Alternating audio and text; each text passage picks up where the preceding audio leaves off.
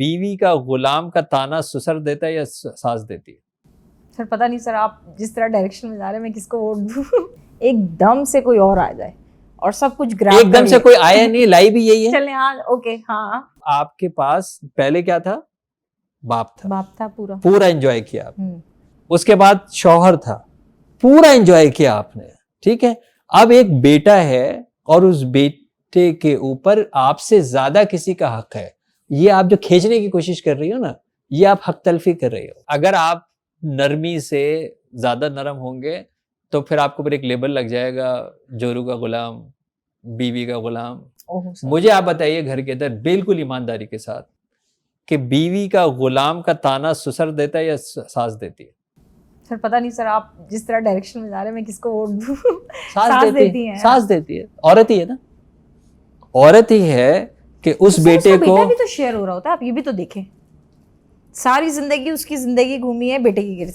वो बेटा स्कूल से आया, कॉलेज से आया, यूनिवर्सिटी से आया, वो इतना अपने शौहर के गिर्द चक्कर नहीं लगाती जितना एक माँ अपने बेटे के गिर्द चक्कर लगाती। और उस ऑर्बिट में एक नया प्लेनेट आ गया है, बेटा उस प्लेनेट के गिर्द चक्कर लगा रहा है, तो अब माँ तो हर तरीके से उसको काउंटर करेगी ना। अच्छा, सवाल ये है कि माँ की बस कब होगी?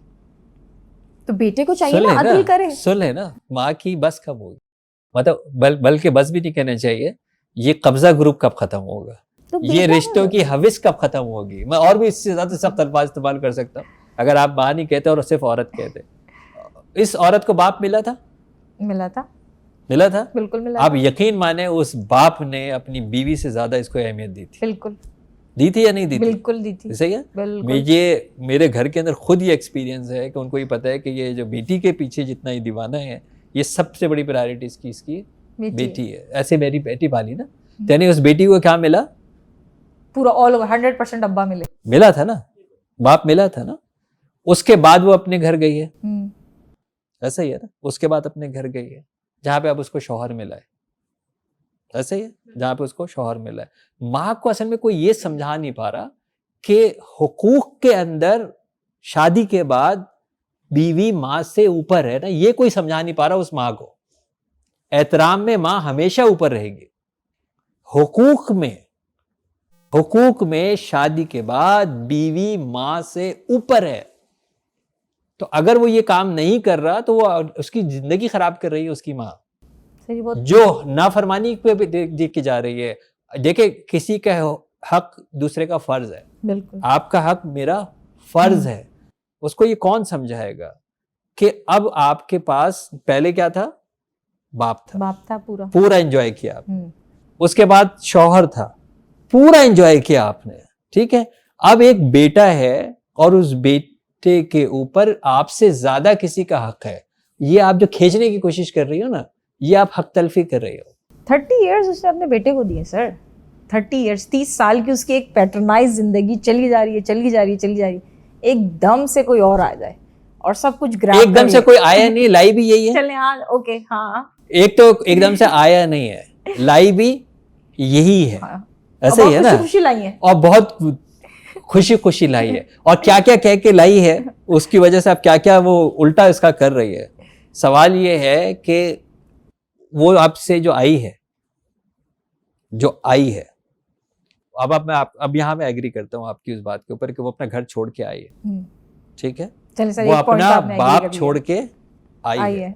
उस बाप को छोड़ के आई है जो उसकी आंख का तारा था, उसने उसको आसमान पे रखा हुआ था, उसको छोड़ के आई है। आप अपना अब्बा भी एंजॉय कर चुकी हो, आप अपना शौहर भी एंजॉय कर चुकी हो, और बकौल आपके 30 साल अपना बेटा भी एंजॉय कर चुकी है। वो आपसे मांग रही है बेटे के अलावा कुछ नहीं? तो आपका सास का अब्बा मांग रही है? नहीं। अपने बेटे का अब्बा मांग रही है? मैं उसको कुछ नहीं दूंगी। हाँ।